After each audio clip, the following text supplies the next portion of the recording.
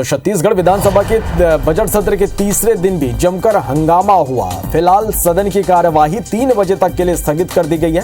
हंगामे के बीच सदन में आर्थिक सर्वे रिपोर्ट मंत्री अमरजीत भगत ने पेश कर दिया है। रिपोर्ट के मुताबिक छत्तीसगढ़ का जीडीपी 8% है, जबकि देश का जीडीपी 7% है। छत्तीसगढ़ का कृषि क्षेत्र जीएसडीपी 5.93% है, वहीं देश का 3.45% है। प्रदेश उद्योग क्षेत्र में जीएसडीपी 7.83%, वहीं देश में 4.11% है। रिपोर्ट के मुताबिक छत्तीसगढ़ में प्रति व्यक्ति आय में 10% वृद्धि दर्ज की गई है। छत्तीसगढ़ में प्रति व्यक्ति आय 1,33,898 रुपए है। इसके पहले सदन की कार्यवाही शुरू होती ही बिलासपुर में एम्स के स्थापना को लेकर प्रश्न हुआ, जिसका जवाब स्वास्थ्य मंत्री टी.एस. सिंहदेव ने दिया है। उन्होंने कहा कि बिलासपुर में एम्स खोलने केंद्र को पत्र लिखा गया है। वहीं बीजेपी विधायक अजय चंद्राकर ने पूछा कि छत्तीसगढ़ ओलंपिक विजेताओं को क्या आरक्षण मिलेगा, जिस पर खेल मंत्री ने जवाब देते हुए कहा कि सरकारी नौकरियों में आरक्षण का प्रावधान नहीं है।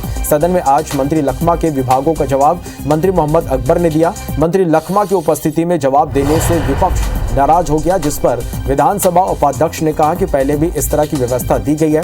वहीं शून्यकाल के दौरान भाजपा विधायक शिवरतन शर्मा ने अनुकंपा नियुक्ति की मांग के लिए धरने पर बैठी महिलाओं का मुद्दा उठाया। उन्होंने आंगनबाड़ी कार्यकर्ताओं की भी आवाज बुलंद की, साथ ही अनियमित कर्मचारियों के नियमितीकरण का भी मुद्दा सदन में गूंजा।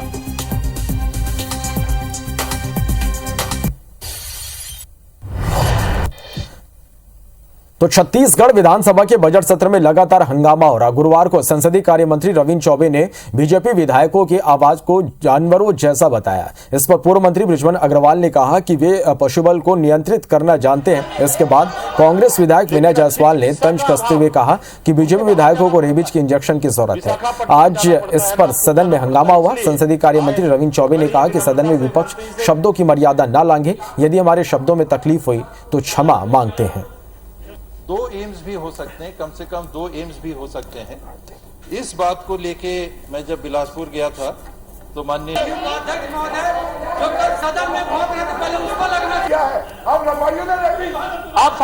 सरकार सत्ता को हाय हाय बोलते हुए इनकी आवाज हाव हाव हाव हाव होने लगी। तो ये आप मेरे को बताइए कि हाव हाव हाव हाव कौन करता है? अरे अगर ये हाव हाव कर रहे हैं और इनका अगर कोई मानसिक संतुलन बिगड़ा है तो इनको अगर कोई रेबीज की इंजेक्शन की आवश्यकता है तो हमारा फर्ज है कि नहीं कि इनको रेबीज की इंजेक्शन की जो आवश्यकता है उसकी पूर्ति हम लोग करें कि ये हाव हाव हाव करते रहेंगे। माननीय मुख्यमंत्री जी ने स्वास्थ्य मंत्री जी को कहा कि इनके लिए रेबीज के इंजेक्शन बुलवा लीजिए और स्वास्थ्य मंत्री जी ने कहा हाँ मैं बुला लेता हूं। और उसी बात को संसदीय कार्य मंत्री जी ने यहां पर आकर कहा कि जानवरों जैसी बात कर रहे थे। तो इस सदन में जो उन्होंने हमारे लिए कहा है, अगर उनके लिए भी उसकी आवश्यकता है, अगर वो भी वही हैं तो हम उनके साथी हैं।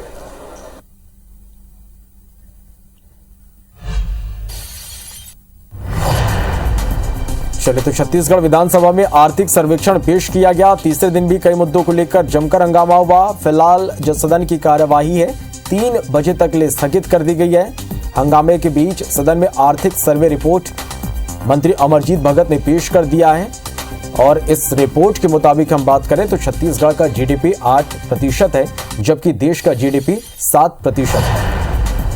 छत्तीसगढ़ का कृषि क्षेत्र जीएसडीपी 5.93% है, वहीं देश का 3.45% है।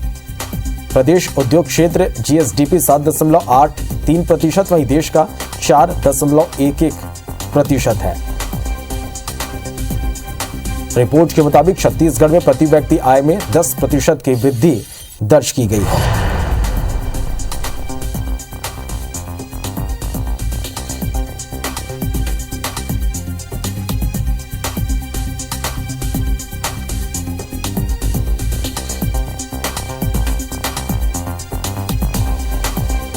इसके साथ ही बिलासपुर में एम्स खोलने के मुद्दे पर भी आज सदन में हंगामा हुआ। इस पर स्वास्थ्य मंत्री टी.एस. सिंहदेव ने जवाब दिया।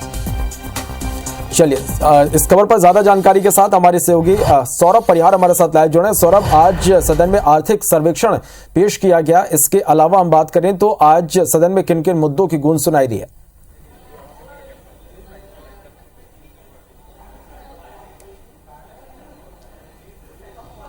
बिल्कुल, देखिए श्रवण, सबसे पहले तो प्रश्न काल में आज दो बड़े विभाग थे। सबसे पहले तो स्वास्थ्य विभाग और आबकारी विभाग का मुद्दा था। स्वास्थ्य विभाग को लेकर जो है प्रश्न उठाया गया था कि क्या बिलासपुर में एम्स की स्थापना होगी। उस पर जवाब दिया स्वास्थ्य मंत्री टी.एस. सिंहदेव ने कि केंद्र सरकार को इस पर पत्र लिखा गया है। हमारी अगर प्राथमिकता होगी तो एम्स खोलने को लेकर तो बिलासपुर ही होगा। इसी तरीके से सबसे महत्वपूर्ण जो प्रश्न आया था इसके बाद जो है जो अजय चंद्राकर हैं उन्होंने सवाल किया था छत्तीसगढ़िया ओलंपिक को लेकर कि छत्तीसगढ़िया ओलंपिक को लेकर कि क्या जो इसके विजेता हैं उनको सरकारी नौकरियों में आरक्षण मिलेगा। इस पर भी जो है खेल मंत्री हैं उमेश पटेल, उन्होंने जवाब दिया कि कोई अभी प्रावधान नहीं किया गया है। इसके बाद जो है फिर से जानवर और रैबीज वाला जो मुद्दा है जो पिछले 2 दिनों से चल रहा है वो एक बार फिर से उठा और एक बार फिर से संसदीय कार्य मंत्री की ओर से जवाब दिया गया, जो है कहा गया कि सदन में विपक्ष को भी जो है मर्यादा नहीं लांघना चाहिए और उन्होंने कहा कि अगर हमारी ओर से भी कोई गलती होती तो हम क्षमा मांगते हैं। तो कुल मिलाकर लगभग आधे घंटे से ज्यादा समय जो है पूरी तरीके से जानवर और रैबीज वाले जो बयान हैं उसको लेकर होता रहा। उसके बाद स्थगन आया कि जो आंगनबाड़ियों का भी प्रदर्शन चल रहा है और पूरे प्रदेश में अलग अलग कर्मचारियों के प्रदर्शन चल रहे हैं, उस पर स्थगन लाया गया और सीधे तौर पर आरोप लगाया गया कि राज्य सरकार जो वादा करती है घोषणा पत्र में उसे पूरा नहीं की है, जिसके कारण आज प्रदेश में ये स्थिति बनी है। उसके बाद जो है आर्थिक एवं सांख्यिकी मंत्री हैं अमरजीत भगत, उन्होंने 2022-23 का जो है आर्थिक सर्वेक्षण पेश किया है और उसके जो कुछ आंकड़े हैं जो हमारे दर्शक टीवी स्क्रीन पर देख रहे होंगे, लेकिन सबसे महत्वपूर्ण जो है जीडीपी का आंकड़ा जो होता है वो 8% है, जबकि देश के जीडीपी का आंकड़ा 7% है। इसी तरीके से कृषि क्षेत्र में 5.93, जबकि देश में 3.45। तो जो उद्योग क्षेत्र है उस पर 7.83 है छत्तीसगढ़ का। इसी तरीके से कृषि क्षेत्र में छत्तीसगढ़ का जो जीएसडीपी है वो 5.93 है और छत्तीसगढ़ में जो सेवा क्षेत्र का जीएसडीपी है वो है 9.21%। तो कुल मिलाकर भारत सरकार के आंकड़ों के साथ छत्तीसगढ़ सरकार ने तुलना की और ये बताने की कोशिश की है कि कैसे हम जो है आंकड़ों के इसमें जो है भारत सरकार के आंकड़े उससे कहीं ज्यादा है और हम जो है सभी क्षेत्रों में काम भी कर रहे हैं। उसी तरीके से प्रति व्यक्ति आय में भी 10% की वृद्धि हुई है। इस तरीके से अब छत्तीसगढ़ में प्रति व्यक्ति आय जो है 1,33,898 रुपए हो गया है, जबकि देश में प्रति व्यक्ति आय जो है 1,70,000 रुपए है। तो समझा जा सकता है कि आंकड़े बताने की कोशिश हो रही है कि कैसे हम जो है हमारी सरकार जो है चाहे किसी भी क्षेत्र में हो, सेवा में, उद्योग हो, कृषि हो, सब में आगे है। अभी जो 3 बजे तक जो है कार्रवाई स्थगित की गई है। उसके बाद जो है जो राज्यपाल के अभिभाषण है उस पर चर्चा शुरू होगी और प्रदेश कांग्रेस अध्यक्ष है और जो कोंडागांव के विधायक है मोहन मरकाम वो इसकी शुरुआत। जी सौरभ, चलिए इस पर आगे भी अपडेट हम दर्शकों तक पहुंचाते रहेंगे। फिलहाल के लिए बहुत शुक्रिया सौरभ।